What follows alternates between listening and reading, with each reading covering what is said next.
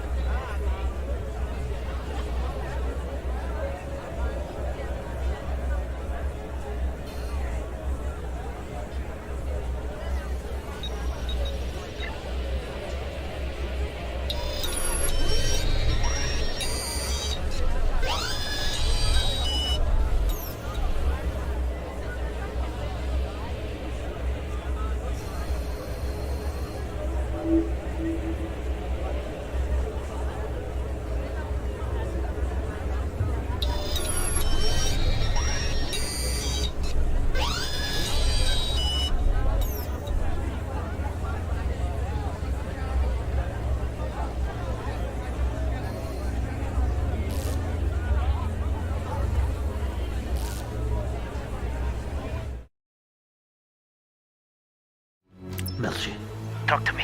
Ready, ready. Standing by. Light it up.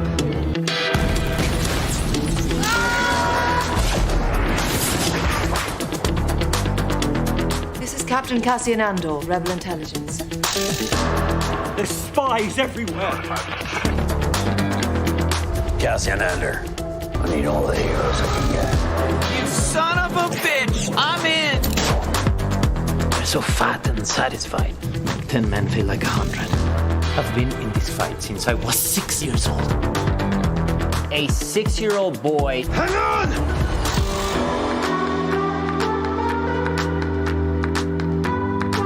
Hello and welcome to Andor and More, a Who Watches podcast about the Star Wars series Andor on Disney+. I'm Travis Fishburne. I am Alex Brunel, coming to you live from COVID jail. All right. And Dustin will be joining us live from Rammstein jail. I hope he calls in from the Rammstein show. That would make me really happy. Don't hold your breath on that, everybody. No. No, the best we got with that was years ago, and it was when I had a radio show and you called in to give us a review of M. Night Shyamalan's The Happening as it was happening. Happening while it's happening. It was not good. Still not good. No. But we're here to talk about the best part. The best part about that was when I recognized Brian O'Halloran is driving a Jeep in this movie. Oh, yeah, I never saw his full face. No, Brian O'Halloran, Dante and Clerks, is in The Happening, but I think only his chin in the back of his head. Yeah. Maybe his eyes in the rear view mirror? I don't think so. But I think it's just Maybe, his chin in the back of his head. And I can't believe I recognized. Bless him. Based on, he was just an extra in that movie. Bless him. But yeah, no, like it makes sense to talk about that because, he's in Clerks 3 now. So it's topical. Oh man, I can't wait to see Clerks 3. So this is a show about Andor. Yeah, not as topical as Andor. We've skipped for various reasons in our lives and everything. We did not cover Kenobi. It wasn't worth it. I had mixed feelings about Kenobi. That's not a joke. No, that's absolutely a joke. But we would have covered it, but we would have. But life was busy. Life's been busy, and cats were dying. I liked Kenobi. On the whole, I really liked Kenobi. I hated how it was shot.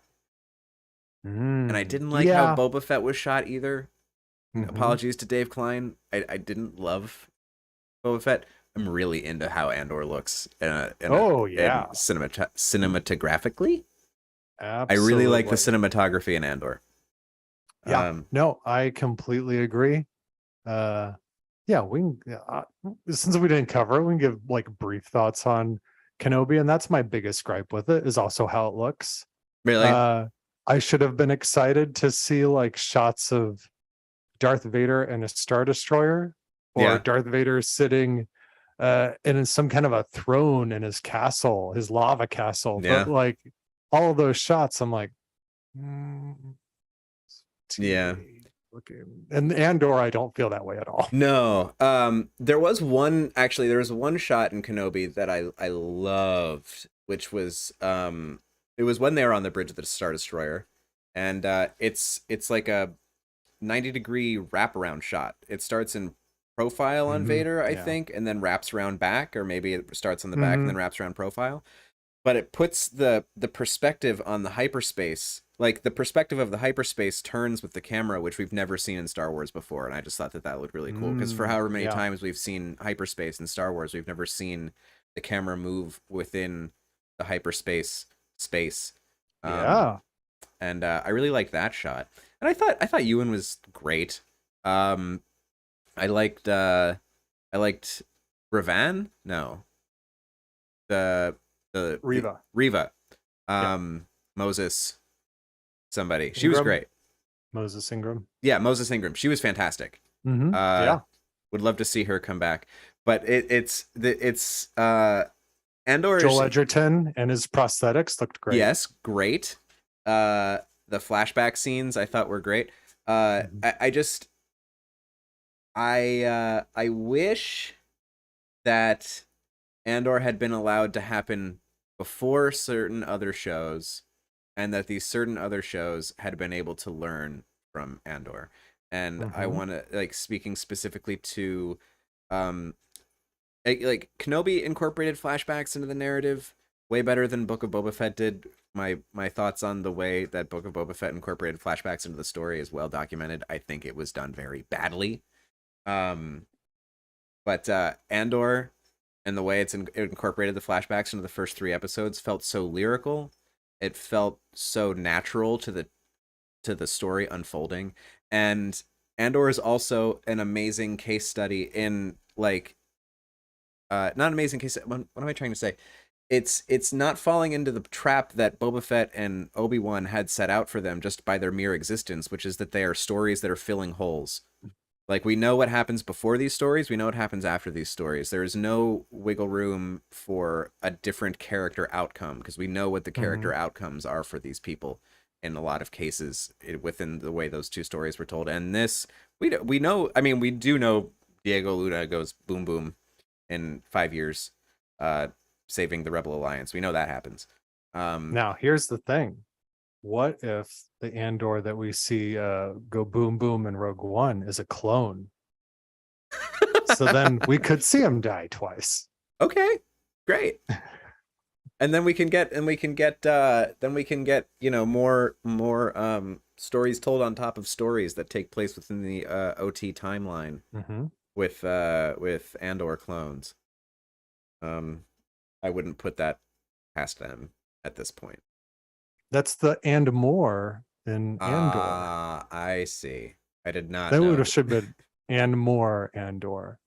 I had so many different options for this show.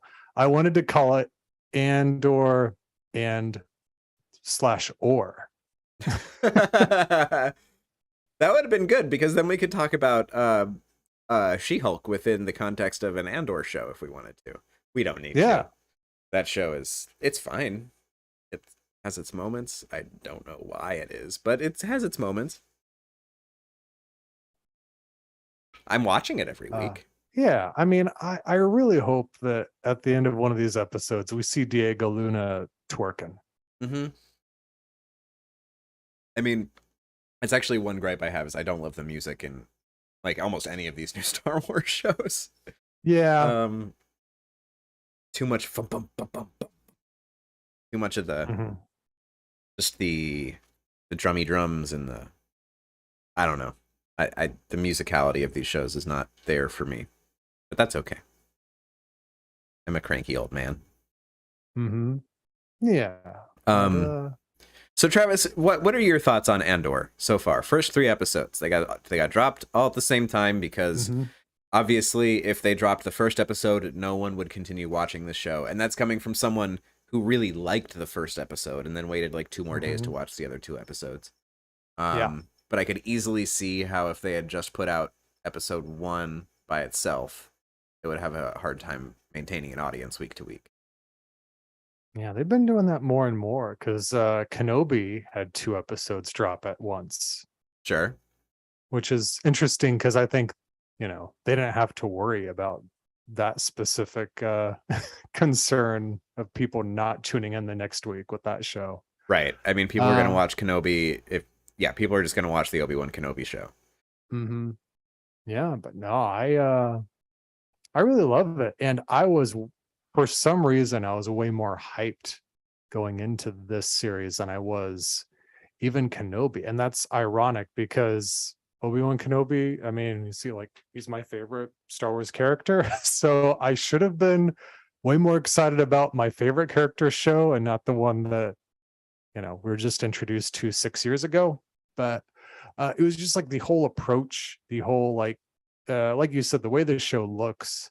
And that has to do with the fact that this is the first show we've seen that is being shot differently than those other shows. Yes. They shot this in England. They shot it using real sets. For the most part, there's, there are other elements as well, but and it really shows. And it does. The show cost a lot of money.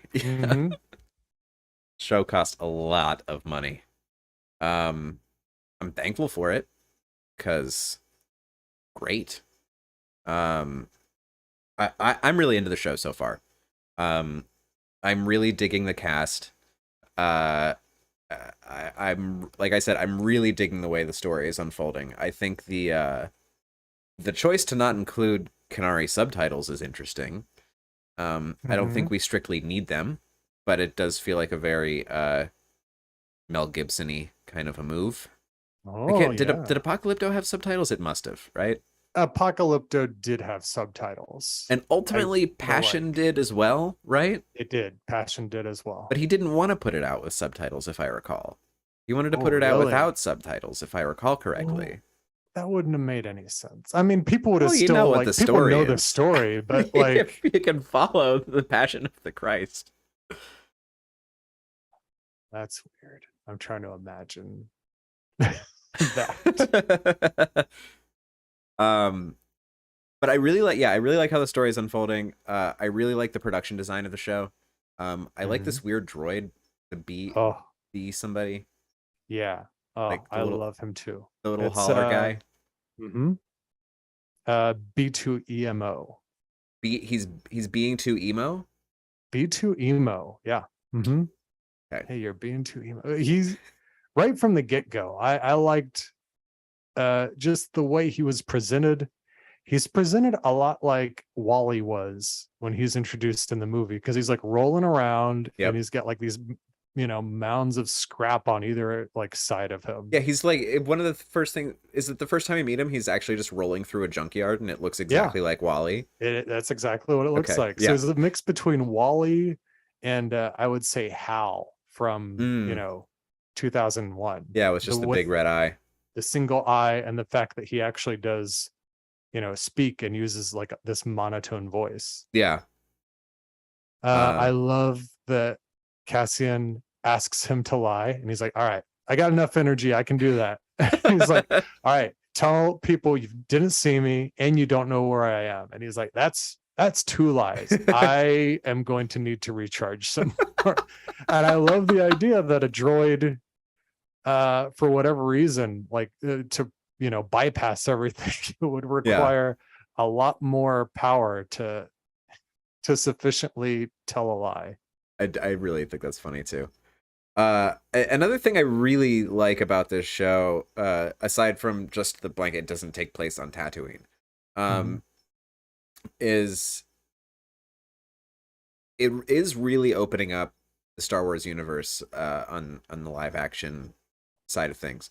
It is not just showing us stuff that we know and giving us reference points. It all feels very much part of the same universe, but this is a new planet. We haven't really dealt with corporate security forces, which is what we're dealing with in these first 3 episodes. It's just it's just little idiots with a little taste of power that are just still just as much roaches to the Empire as the people that they're trying to subjugate that don't respect them.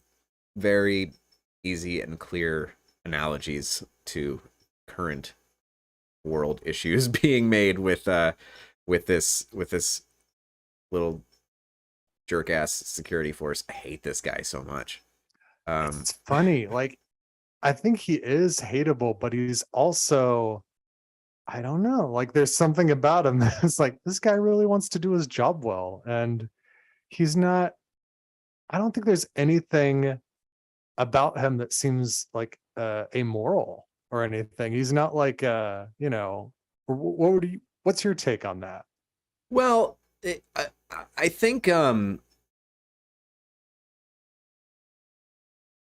he's the character is the type of personality that it feels so insecure about themselves and about who they are, where they come from, etc., that they go after this position of power.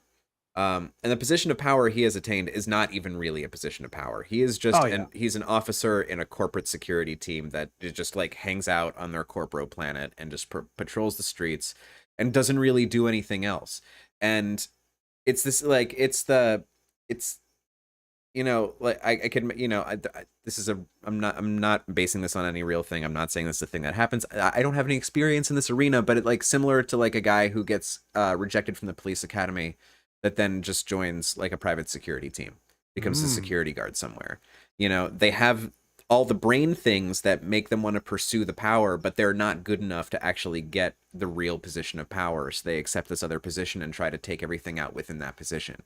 And I think Yeah. we see that very clearly when he straight up crumbles immediately as soon as he's threatened with a gun in episode 3. As soon as he just crumbles like a cake. And yeah, I think this is all just it's a type of personality that I think we've seen far too often in our real lives that is being portrayed in this character. And I don't think that I think the pursuit of the power that he's after itself is immoral. I think he knows the subjugation. He knows exactly like what is the deal, and he's just looking to get on top of that pile in any way that he can. And I do find that to be an immoral pursuit of power. But that also goes back to my personal feelings about like cops and military in general. So maybe I'm not the person to weigh in on that. Yeah. Yeah. No. It's interesting that like he's being portrayed in this way, and our main character has killed multiple people within the first few episodes, and we're like, he's cool, he's Cassian. Well, I don't think Cassian's necessarily cool yet. I think Cassian is interesting at this point, but I don't necessarily find him somewhat... I'm not latched onto him in a character way. I'm not rooting for him yet, because to me, he is still this like lost, confused, like clawing for whatever opportunity he can get kind of thing. And I mean, we're going to find out more and more about his motivations and his backstory and his sister as the show goes on. We get 12 episodes of this, which feels straight up luxurious compared to other recent Star Pretty Wars much any shows. other series. Yeah.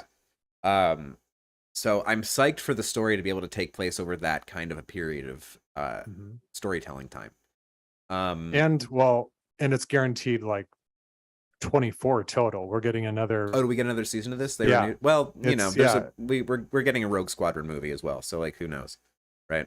I don't know if that Rogue Squadron movie's happening. That's exactly what I'm saying. Well, but this one, no, I think actually is happening. They actually Okay. have like planned this out. Like that's when Alan Tudyk is coming into play. Is not until season 2. And yeah, they probably built all, you know, a town's worth of sets in the anticipation that they'd shoot again. So yeah, that makes sense to me. So I'm here for that. One other criticism I'm gonna lob at the show, just in terms of its characters, is it Blix or Bix, the lady? Bix, yeah. And the guy that she works at the shop with, who rats out Cass. That is Tim. Tim. Yes, Tim with 2 M's. Oh, That's what makes it Star Warsy. Got it. Tim and Bix. Tim straight up sucks. And so spoilers, he gets shot in episode 3, and it's so great because he so deserves it. But the thing is about the relationship between him and Bix, it's one of these things that we've seen far too many times in Star Wars, and maybe the most the biggest example being Anakin and Padme in episode 2, where they are lovers and they are deeply in love, and they you know, they have this connection that we never see, that we don't feel between these two actors. And it's a classic like movie thing. There's so many movies, so many TV shows where two people are together just because the show says they're together and that they love each other. And that very much feels like this relationship between these two people to me, where the show is just telling you, hey, these two are a couple because. And you I didn't feel any chemistry between those two actors or characters. I didn't see any reason why she would be into him. He kind of sucked in every scene that he was in. He's just kind of like this like vacuum of life force. Yeah, that's a little dig, but that's the only, I'm like, especially the second time I was watching it, I'm like, yeah, like what is she doing with him? Like what is he offering her? What is happening here? And we will never know, because he got shot in the chest because he did something just really dumb and just kept walking toward a gun that was being pointed at him by, you know, an the way security he was officer. like, yeah, I'm just gonna do this. He's like, no, you're bleeding. Someone needs to help. Bam. Like, okay, man. Like, you just stand there. She's obviously not being beaten at that moment. Whatever. That's Tony Gilroy had some reasons, I'm sure. I digress. Yeah, so we got all that. We got Stellan Skarsgård coming in as He's great. Luthen. Yeah, Luthen. Luthen's his name. Have Yep. we heard his name within the show yet, or do we just know his name because of the internet? Probably just because of the internet. I Okay. don't know that I've heard it in the show. I like him. I also really like when there is a main actor in a TV show who straight up refuses to pronounce a very key word correctly, and he just keeps saying Andor, which Mm-hmm. I'm for that. But he's great. The scene that they have is great. I really like the red herring of the little Imperial box. The box thing. Yeah. I liked the red herringness of that. Yeah. What else? And how Cassian was very concerned with like, oh shit, I gotta like get to it. Well, because it's the only thing he has that's worth anything. Mm-hmm. And if he doesn't have that, he's got nothing. So like I get it. I understood that. And I dug that scene. Yeah. We can say shit on this show because they say it in the show. Is that the first shit in a Star Wars? It absolutely is. Yes. Nice And the first work, bastard. Team. Nice work, team. Oh, we're getting there.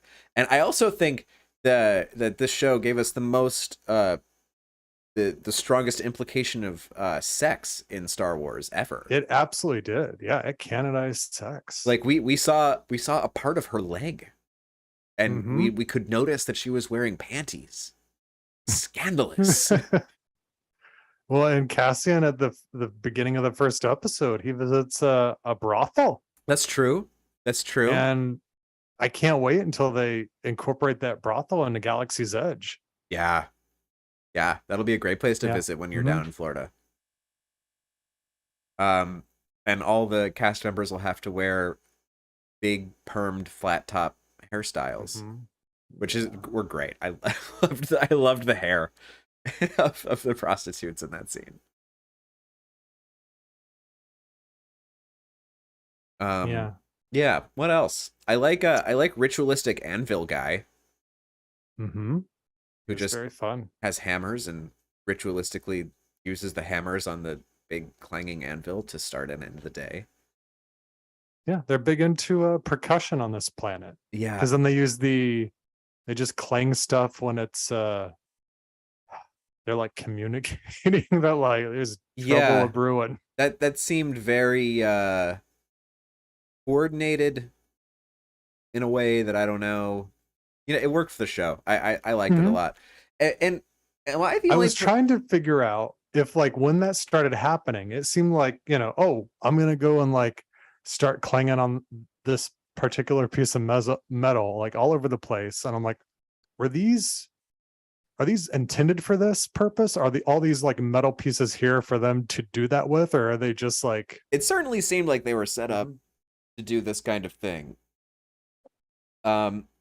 Sarah's being very sweet. She texted me that we're not broadcasting on Facebook. Yeah, Sarah, if you're watching on YouTube or something, we're not broadcasting on Facebook because Facebook changed everything and Facebook sucks. And we didn't have enough time to kind of figure it out. By we, I mean me. And by figure it out, I mean Facebook wouldn't work when I clicked the buttons that should make it work.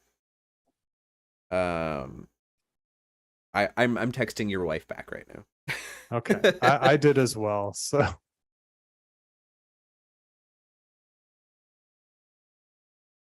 yeah. But this, you will upload the video of this to the Facebook perhaps. Facebook can know how much it sucks. Will it get censored and taken down because we criticize the platform that it will be on? Will it though? I mean, also.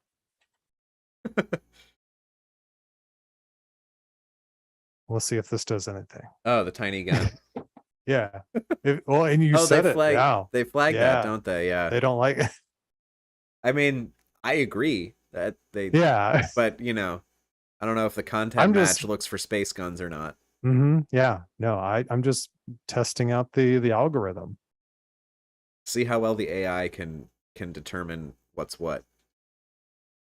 See, I prefer that there's actually a person who has to like watch and listen to everything. Oh, have you heard that it's like a real job at TikTok, and those people like there's certain like content moderators at TikTok who have Mhm. filed lawsuits against TikTok because they have been so damaged by the things they've had to filter out of TikTok. Like that. Which I mean, social media is a cesspool of humanity. I don't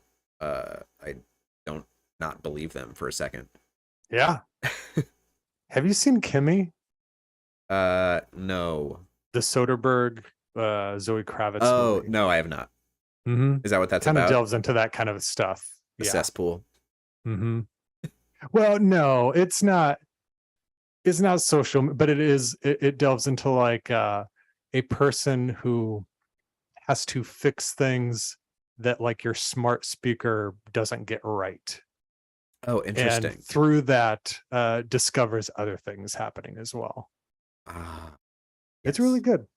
I believe it. Soderbergh keeps making things, and sometimes they're really good, and sometimes they just exist. Yeah. He just keeps cranking it out, and it's like, oh, sometimes there's home runs, and sometimes there's baseball analogy of failure. What's that? Baseball analogy. Strikeout. Yeah. I think that you said all you needed to say. Sometimes there's baseball analogy of failure. Yeah. Sometimes it get Moneyball, and sometimes it get Major League 3 back to the minors. Was there a Major League 3? Yeah.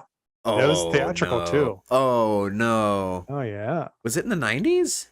It was in the 90s. I don't remember that at all. 97, I believe. Let's see. Oh wow. I remember Major League 2. Which I don't know if I ever watched. I watched the Hot Shots movies more frequently than Major League movies. 98. Yep. Scott Bakula came back. Woof. Yep. Dennis Haysbert. Well, Scott Bakula was Walton Goggins is in it. Oh my God. I'm watching it now. Goggins, you did it again, you son of a bitch. Oh, I really want Goggins to be in a Star Wars show. He He'd be needs to great. be in like The Mandalorian or Book of Boba Fett. That's where he belongs. He needs to be, well, whenever they bring back and they revive Cobb Vanth, they just put him in a town next to Walton Goggins and we get Justified in Star Wars. I can't think of a pun fast enough to Cool. deal with that, but yes. See, Dustin's ears are tingling at the Rammstein concert. It's like somewhere my friends are talking about Timmy O. Yeah. I have to wonder, Rammstein's touring with an opener. How could you open for that? I don't know, man. What else about Andor? We get Fiona Shaw, who's right. Harry Potter's mean aunt. Am I the only person that kind of gets Fiona Shaw and Maggie Grace confused sometimes? Like one will appear on the screen and then you think it's the other one. Yeah, I could see that. It's kind of old witchy English ladies. Mm-hmm. But yeah, love Fiona Shaw. Happy she's in this show. I hope we see more of her now that we've left. I don't know the names of the planets. It's weird. Yeah, I've not learned them yet as well. I do like that the show is doing a new motif thing with like the text on the screen and telling us when and where we are. Mm-hmm. That is atypical for Star Wars, and I like it. It absolutely is. Like Rogue One did that with every planet. They told you every planet except for Mustafar for the reveal the first time you see it, but then on multiple viewings you're like, this should really have a title card because every other planet does. But nevertheless, this is the first, like you said, first Star Wars anything to tell us when it takes place. Yes. It gives us 5 BBY, and I'm like, that's very cool. However, I know what that stands for. Yeah. I don't know if like a average Joe sees that and is like, what's that mean? I hope that they don't, and I hope that they learn. Yeah. I liked that a lot. I like that it's like, oh, this takes five BBY. Okay. We got 5 years in between right now and Rogue One. Okay, great. Mm-hmm. Yeah. I'm into so that. For anybody listening who doesn't know, BBY is before the Battle of Yavin. and then ABY is after the Battle of Yavin, which they have made that a thing with the books for decades, but it's never been like officially canonized, and they've finally canonized BBY as the BC of the Star Wars timeline. Was that never actually properly canonized? Because that comes up in the I don't comic think books and like so. the High Republic stuff like all the time. I mean, it is, but it's like it's for the viewer, and or it's True. for the reader, and that so Yeah. is this, but it's never Never front been and on center. screen. Yeah, it's not like it opens up with Return of the Jedi, 5 BBY, 6 Yeah. BBY, 6 BBY, Probably ABY. yeah, close to 6 6. ABY? I don't know. I don't know, man. I forget the Star Wars timeline. All I know is that episode 1 is 32 BBY. That's and then 22 and then 17? All right. No, I think it'd be 18. 18? Is it 4 years in between? No, it's 3 years between. Oh, yeah. Yeah.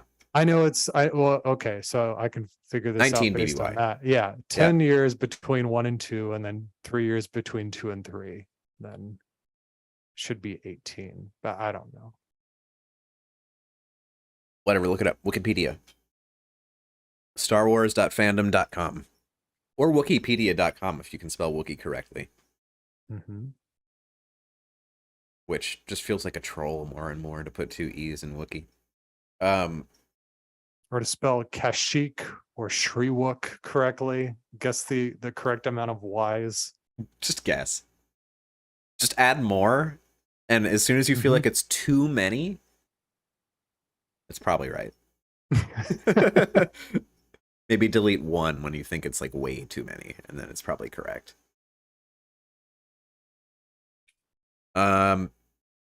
What else do I dig about this show? Or not dig? I'm trying to think.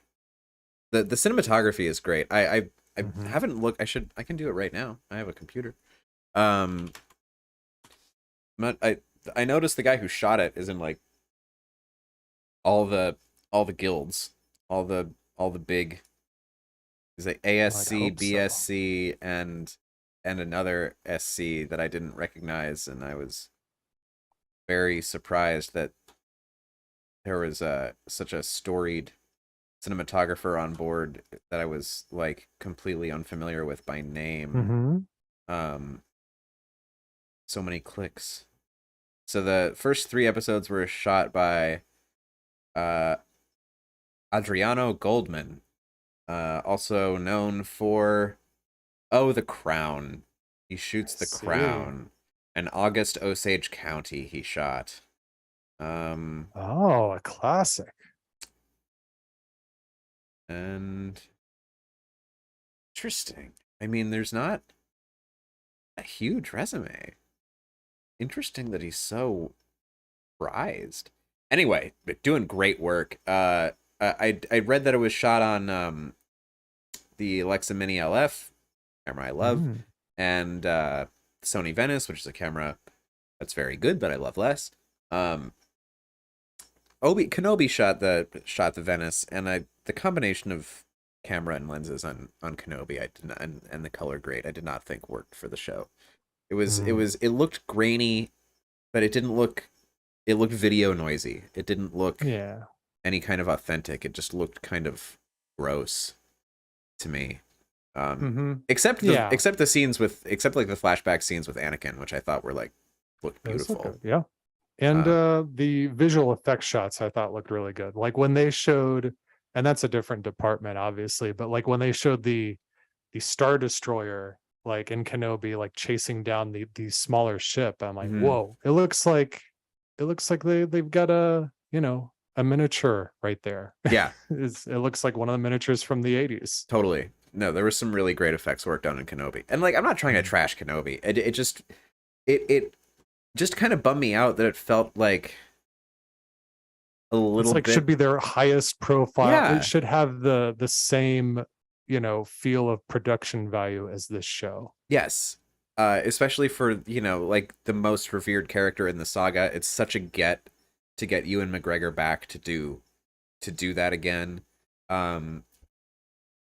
Such a get to get friggin' Qui-Gon back on the screen, even if it's for just like half a beat.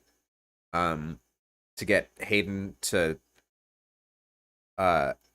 be directed by a director who knows how to work with actors and be given good dialogue worth delivering. And now we get an actually like solid performance of Anakin Skywalker from Hayden Christensen in a way that he had not yet been rewarded with. And I'm so glad that happened. Yeah, I wished it looked more like this show. That like Andor looks freaking great. Yeah. And as much as I think the volume is great, it shows its limitations when you go between that and then you see this and you're like, oh, depth. yeah, There's you're like, depth oh, the on bottle's screen. been opened. Yeah. Yeah. No, I totally agree. The volume is great. I'm still mystified by the volume. I still think it's unbelievable. I cannot believe that exists and that we can make shows and movies within that kind of space and bring that kind of dimension to a smaller scale. But like I said this in I think Book of Boba Fett, we've seen it so much now. We've seen it for 3 seasons of that show plus Kenobi now. We know what the difference is like visually between, it's the same between like, you know, when a show is shot on a stage versus shot on real locations. It's the same thing. You can kind of feel the volume now. Now that we've been exposed to it so much, and especially now when you can look at it side by side with Andor. And I don't it's like think when that's you bad. see, when you know like, oh, this is like a character or something that was like built with CG as opposed to like this is an actual thing on set. Yeah. And there's a bit of that happening in Andor too. Like there's these great, there have not been a ton of alien, like, you know, creature stuff. I think I count just a very, very small handful. There's a weird little space slug on a tree at the beginning of an episode. There were some space vultures. And the few background ones that they do use are like, they're reused things from the movies and shows. Yeah. Well, there was one guy in the junkyard working with Cassian's friend, who I don't know if he gets named. But the guy, he's like, he hires him as muscle to try to shake him down. Oh, there's that guy too. Yeah, that guy? Yeah. Okay, different guy. No, there's a different guy. It's in the second. I think it's the second episode. Maybe it's the third. Where Cassian tells him, like, you know, he appears in the junkyard as he's ripping the guts out of some piece of scrap, and he's like, I gotta go, but see Marva for your credits. And then later that guy puts the tow line on the shuttle, and then which gets the security forces shuttle crashed. But there's one of the 2 dudes he's hanging out with is an alien, very low key. He has 1 line of dialogue, and I didn't notice it until the second go around that guy had a line of dialogue. There's the dogs. There's like space dogs in the junkyard. The Corellian hounds from Solo. Yeah, which look very good. And which those are like actual dogs in suits. They are, right? Because the movement is like undoable with a computer. And And there's like space vultures in the junkyard in one scene too, which look great. They're like weird and skeletal and creepy looking. They're like skeletal toucans almost. I don't know. They should have put some steel peckers in there. Yeah. Maybe they were steel peckers, because I'm unfamiliar with that. The steel pecker is the bird that you see near the beginning of The Force Awakens that is pecking at a piece of metal as Rey's speeder goes by. I think they may have been steel peckers. Oh, interesting. And in Andor. Now I'm looking at the steel pecker again. Be careful with how you search for that. Yeah, I searched Star Wars steel pecker, so I did not get metallic dildos. Although I am sure they exist. But steel peckers are native to Jakku, so maybe it's a different space bird. Anywho. Yeah. Yeah, I'm excited to see where it goes. Yeah, I mean, I'm these 3 excited to see episodes more were Stellan Skarsgård. Yeah, these were a slow burn intro to the series, these 3 episodes. And that's fine. It's pretty laconic. But like I said, like I think the pace of it is really good. And I really like the structure with the flashbacks really informing, both sides inform the other.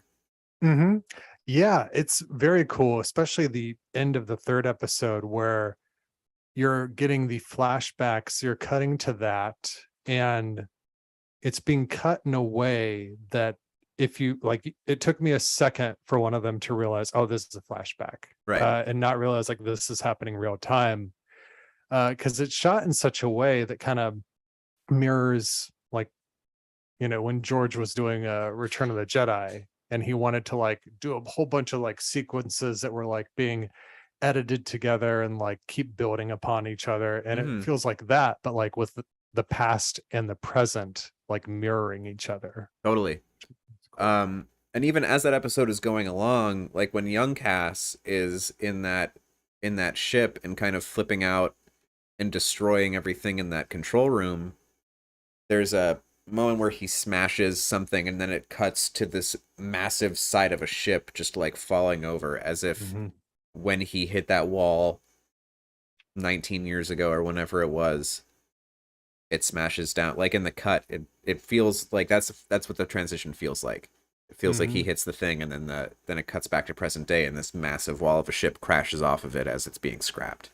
That kind of stuff. Like I don't know if that comes in the edit or if that came in the script phase. Wherever that came, it's very nice work. It's very well put together. I wish that anyone who was writing the Book of Boba Fett talked to Tony Gilroy for like 2 minutes. Is that the guy's name? Tony Gilroy? Yeah. Well, it's Okay. both Tony and Dan Gilroy are working on this. Okay. And they're siblings. They both write, they both direct, and it's taken me a while to like remember which movies are Tony's and which are Dan's. And our director, Toby Haynes. Yep. Do we know is he known for anything else? Let's find out. We can find out. Oh, Toby. Oh, he's done some Doctor Who, some Sherlock, Black Mirror. Yeah, Okay. mostly all TV. Interesting. So it's a good pedigree. It's a good TV pedigree. Jonathan Strange and Mr. Norrell. I don't know what that is. I remember this episode of Black Mirror. That was a good one. The USS Callister episode is the one that he directed. The Star Trek-y one. What is this show, Utopia? Oh, I remember this show, Utopia. This was apparently not good. I don't think that was Toby Haynes' fault. Probably not. Probably not. One of the many things that Rainn Wilson has done post-Office that I have not seen. I feel like I actually haven't seen I haven't watched Rainn Wilson in anything post-Office. I'm looking now. I feel like I've seen him show up, but like not. Oh, I don't know. Let's see. Yeah, he's in a movie called The Boy, but not the one with Lauren Cohen. Oh, he's in that movie Cooties. Cooties is a great movie. You seen Cooties? No, I have not. You should watch Cooties, man. It is a great like horror comedy. A mysterious virus hits an isolated elementary school, transforming kids into a feral swarm of mass savages. Stars Elijah Wood and Rainn Wilson, and Alison Pill and Jack McBrayer and Lee Winnell. Jorge Garcia's in the movie too. Oh hell, I gotta watch this. This Halloween. I gotta rewatch this movie. It's so good. Yeah. I've not seen the Meg. I have seen the Meg. It's okay. Yeah. The only thing I've really seen Rainn Wilson in post Office is when he showed up in Star Trek. It was in Star Trek Discovery playing Harry Mudd. Oh, he played Mudd? Oh, that makes all the sense in the Yep. world. That's pretty good. I'm excited to check out his turn as Dr. Demento in the Weird Al movie. Yeah. Very exciting. All right. So yeah, there's your Rainn Wilson update, everybody.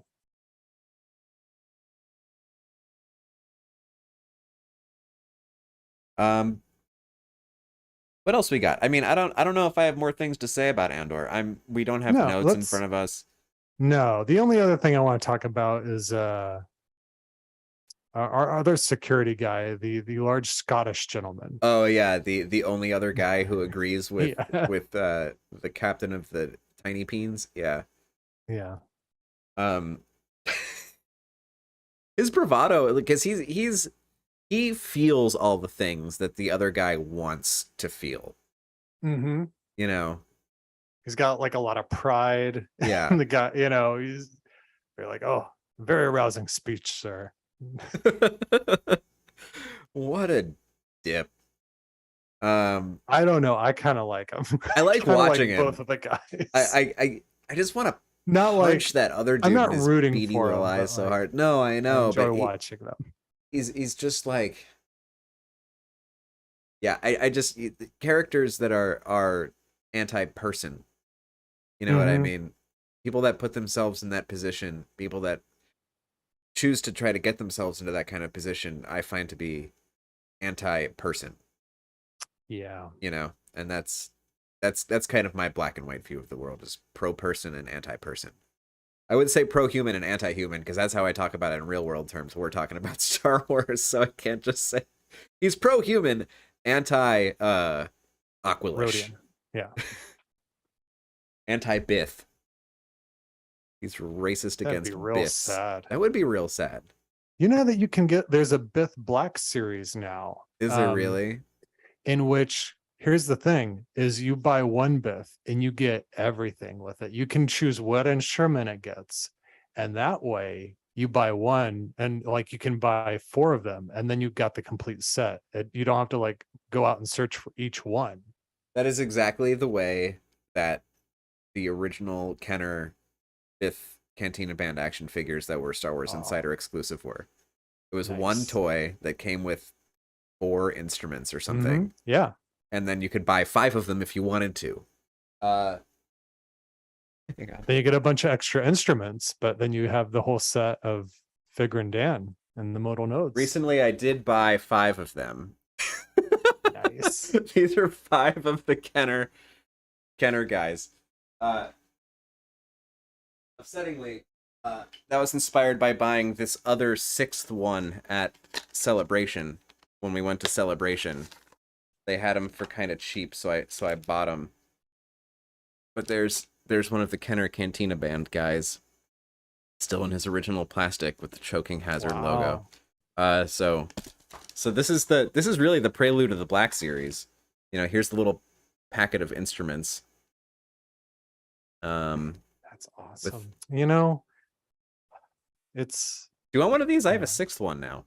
Oh yeah, I'd take it. Okay. I was gonna say, it's my son's birthday tomorrow, and like off the top of my head, I'm like, oh, I need to create like a banner that says "Happy Birthday" and have like a big Figrin Dan standee. Would he understand that? He would know. He would like, recognize that's the Biff. He would recognize like that's the Cantina guy from Star Wars, but he would not know what a Biff is. That would have been, I'm not even kidding you, that would have been my favorite birthday party in 1997. I would have flipped so hard if there was like a Cantina Band themed birthday thrown for me when I was 11 years old.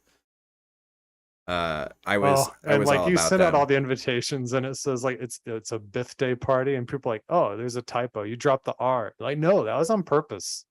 You don't get it. You don't understand.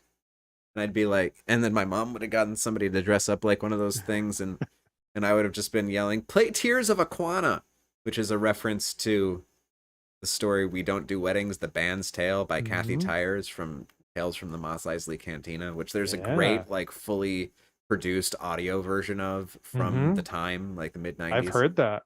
And I was obsessed when I was a kid. One of my favorite things was like Star Wars alien music. I had a tape that I had like put the sound output of my VCR into a tape recorder so I could record like the Cantina Band songs and Lapty Neck, and like anytime like aliens were playing music in Star Wars, I wanted that on the tape. The Ewok stuff, all that. And so like when there was more like jizz music in the We Don't Do Weddings tape, I was very excited. Even though it's like all like pretty whatevery kind of music. The Cantina Band song, the actual original Cantina Band song is tits. It's fucking awesome. Sorry, I cursed. Bleep No, me. you can do that on the show. Yeah, but that was No. that's our one per episode, the one F word in the PG-13 episode. Yeah. Well, until Sorry, they kids. say it twice next week, when Mon Mothma says it twice. When Mon Mothma is just out there cursing like Samuel L. Jackson, Yeah, which is absolutely where the that's show is headed. because she's kind of like being billed as like the co-lead to a degree. Like it's gonna follow him and like her story, and we still have yet to see her. We got 9 episodes to go. She'll No, probably yeah, come I up know. in I'm not episode- concerned. She'll probably come up in I'm episode just- like 4. I mean, maybe Mhm. actually 5 or 6. Probably got to get there. Is it the same actress that's been playing her for the last like 15 years or so? 20 years? It is Genevieve O'Reilly, and she was cast for Revenge of the Sith in this scene with a bunch of senators, including Padme, that they all meet up with the with the chancellor at the time, Palpatine, to say like, hey, we're kind of concerned with how things are shaken out here. And that was deemed, one of those scenes that got deleted for the movie. That movie has a lot of deleted scenes I wish were And they're actually in the movie. all really good. Yeah. So that's one of those They're scenes that all got plot. deleted. So she got cut out of the movie. And then all of a sudden, 11 years later, like, hey, Genevieve, we know you're not really officially Mon Mothma, but we love that deleted scene. Do you want to play her again for this other movie? She's like, yeah, sure. And then so they get her for that. She voices Mon Mothma in Rebels. And now she's yeah. like gonna be like kind of the co-lead of this show. And I'm like, I've thought about that, how crazy it is that this person who had a single scene that got deleted in a movie 17 years ago is now like playing this Which is so great. I mean, it's similar to, not quite, because Jimmy Smits was actually in those movies, but Jimmy Smits in Kenobi, which was one of my favorite parts of Kenobi, was like the presence of Bail Organa and like how great Jimmy Smits. That was something that I think, going back to Kenobi, that was something I think Kenobi did really, really well, was continue to bridge that tonal gap between the prequel trilogy and literally everything else. I think it did a very good job of that, actually. Yeah. Especially the flashbacks to the night of Order 66 and how heavy that felt finally. I mean, it felt heavy in episode 3, but that was just because that was kind of the heaviest we'd ever felt Star Wars. But like, it was just like violent and sad in the context of Kenobi in a way that it wasn't in Revenge of the Sith. Yeah. Like that a lot. And Jimmy Smits, he has not been officially announced for this show at all. And I don't know if it would be in this season, but I feel like he has to show up Yeah. in this series at some point. Gotta, right? He's gotta. Yeah. Because, yeah, we got Mon Mothma coming up. We get Saw Gerrera coming up at some point this season. The many faces of Saw Gerrera. Mm-hmm. Will this bridge the gap of how he turns from the guy we saw in Clone Wars to how he turns into freaking Forrest Whitaker in Rogue One? It's gonna be. I'm trying to think. Is it Forrest if this Whitaker is gonna coming be back the and doing it? closest. It is Forrest Whitaker. Yeah. Okay. Oscar winner Forrest Whitaker coming back for Saw Gerrera, and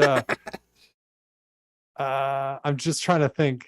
He because he shows up in Jedi Fallen Order, and he's still like looks like crazy Forrest Whitaker.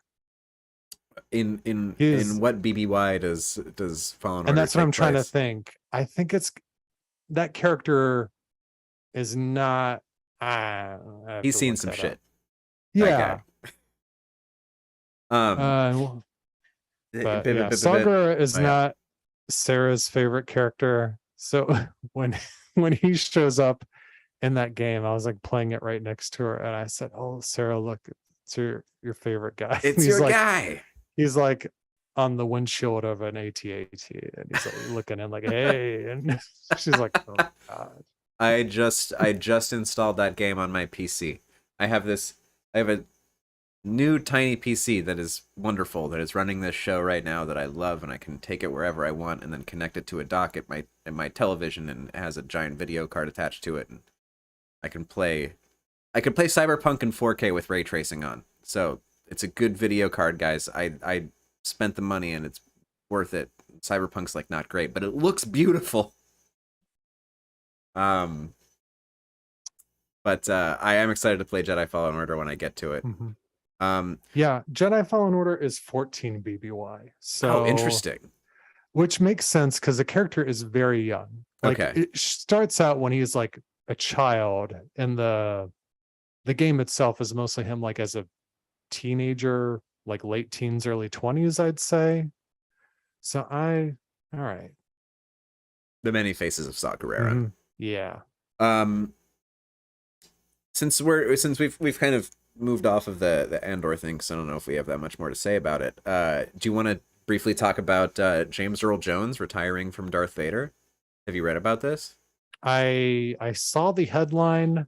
I have not actually delved deep. I do not know the details of it. Okay. It makes all the sense in the world. Totally. Like, he does not need to keep doing that based on like what they can do without him. And here's the thing. So what he's done is he's now retired from the role and signed over the voice likeness rights of him as Darth Vader to Lucasfilm and Reese Beecher in perpetuity. So when we hear Darth Vader in the future, it's just going to be AI James Earl Jones.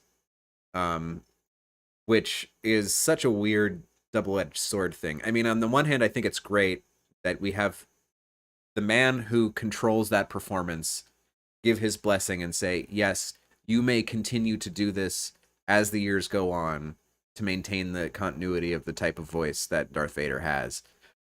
But at the same time, man, it's all so weird. It's all so weird. But at least it's not like a Peter Cushing situation where it's just I was like about to say, what if it's like the Cushing estate being like, yeah, let him, do whatever you want with good old Pete. At least it's not that good old Pete. That's who was credited at the end of the movie. Pete Cushing? Yeah, well, yeah, Governor Tarkin, played by good old Pete. Good old Pete. Yeah, and I haven't watched Rogue One in years, actually. It'll be nice to watch Rogue One following this show. Even though I know it won't lead up to the show because we have another season coming. So what is the Star Wars TV schedule right now? Is it this, and then is Ahsoka up next? No, I would say it's Mandalorian season 3. Mando 3 is up before Ahsoka? Mando 3 is up before Ahsoka, as is Bad Batch season 2. Oh, which yeah. Bad Batch season 2 should already be like getting ready to air based on how it was looking, and now they pushed that to premiere in January because it was going to be like running concurrently with Andor. Oh, was it? Mm-hmm. That'd have been a weird choice. Yeah, especially there's like so much other stuff going on. I feel like there's already so many high profile shows on like Disney Plus and other things going on right now. I'm like, you don't really need to do this, guys. Like, I think they did the right choice for saving it for like a quieter January, time, which is shitty time anyway. Yeah, I agree. I am watching far too many current television shows right now. It's been a nonstop barrage of programming that I've had to keep up with. And I'm still behind. I didn't watch the last season of Atlanta. I still haven't. And there's a new season of Atlanta. Yeah. Well, I haven't watched I've Better been doing Call the Saul same. yet. I'm like, oh, I gotta like catch up on Atlanta before the last season. I'm like, when did this previous season air? Oh, April. Yeah, like earlier seasons this 3 year. and 4 aired the same year. Which, like, bless Donald Glover, man. Like, I need to watch those. Yeah, that and Saul are the ones that I'm really behind on, I think. Oh, and the second season of Russian Doll, I've only watched like 3 episodes of. You know what was a real bummer? Paper Girls. That was a real bummer. Oh, we talked about this in text a little bit. Yeah. That was a real bummer. You know what wasn't, though, was Sandman. Sandman, that's what I've heard. Really good. This is coming from a guy who had intended to read Sandman for basically 30 years and never did. And finally read Sandman before watching the show. And I haven't seen another show or movie that attempted to adapt something so kind of unadaptable and did a very classy job of compressing when it needed to and just being weird when it didn't need to.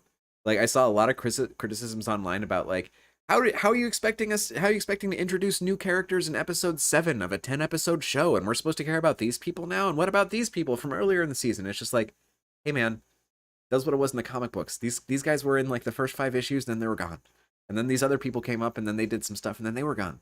That's freaking comic books, dude. Roll with it. It's another awesome thing that I love about Atlanta is especially like this. I'm only in season 3 right now, but and it does this throughout the series. Is you've got your main characters, and then there's like just episodes directed by Donald Glover that are sprinkled in there that do not follow the main characters at all and are just kind of like their own little short films. Yeah, and they're great. I haven't seen season 3 yet. I want to, but Teddy Perkins is one of the best things that has ever been on television. A lot of stuff like that in season 3. Oh, I cannot wait. Oh my god, this is an interesting Twilight Zone episode. I've shown Teddy Perkins to people who had not at that point seen a single episode of Atlanta, and I'm like, doesn't matter, just watch this. It's a short film. You don't need to know anything. Just Teddy Perkins. Anybody who's listening to this show who has not watched the Teddy Perkins episode of Atlanta, just watch Teddy Perkins. What was it? The Emmys that he showed up dressed as Teddy Perkins for? Yes, yeah. Yeah, man. That episode is such a beautiful piece of filmmaking. Like, holy crap. Anyway, Andor is a good show. I'm just like looking at the pictures of Teddy Perkins at the my god, the Emmys. This is on brand because this is Lando Calrissian, and he should be having his own show here soon too. Which we keep hearing may happen, but he's got this. He's doing a Mr. and Mrs. Smith show for Amazon, which I hope to the gods is worthwhile.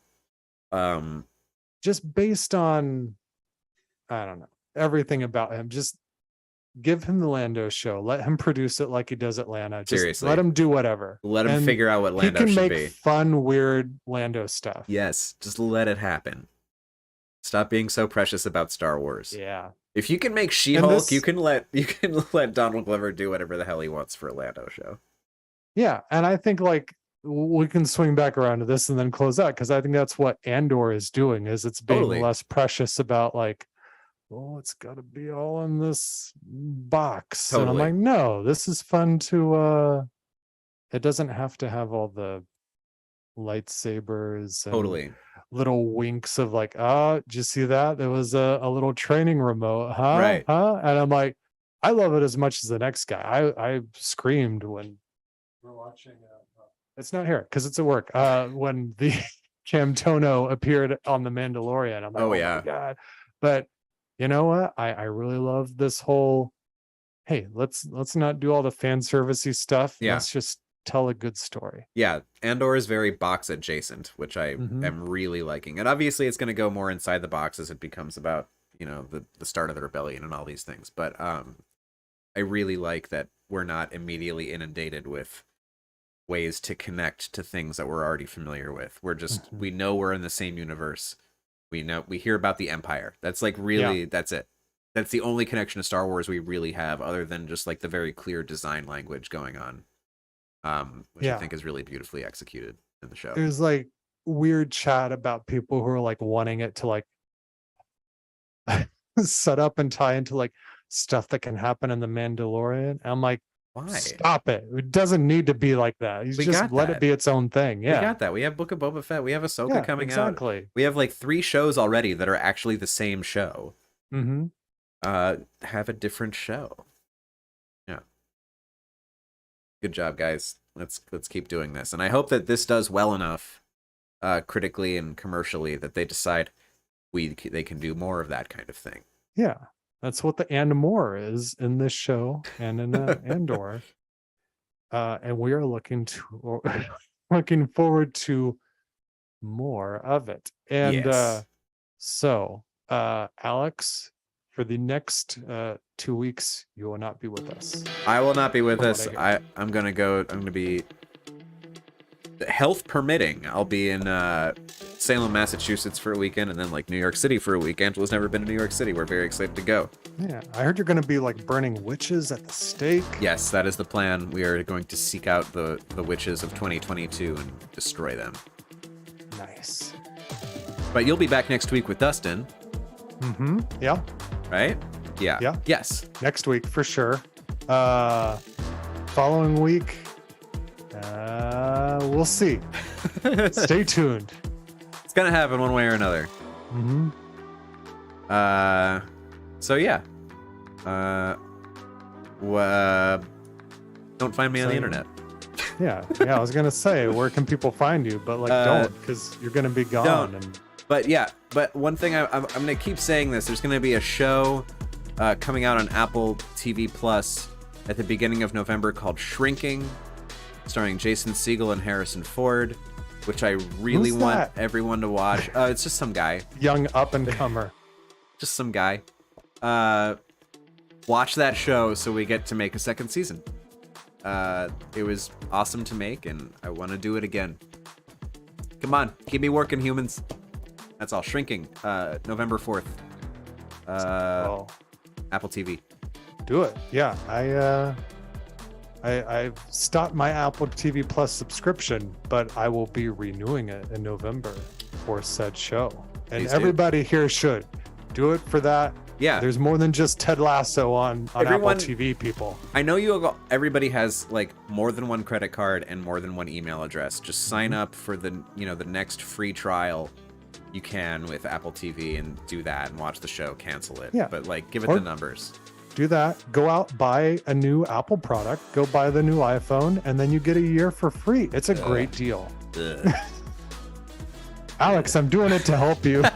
Don't make that face. Thank you, Travis. Thank you for shilling for me.